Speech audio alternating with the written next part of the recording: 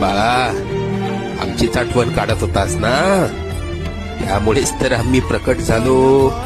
अरे मायबाप मानतोस ना आम्हाला, मग तुला पैशांची गरज असताना सांगायचं ना. कोणापुढेही हात पसरू नकोस.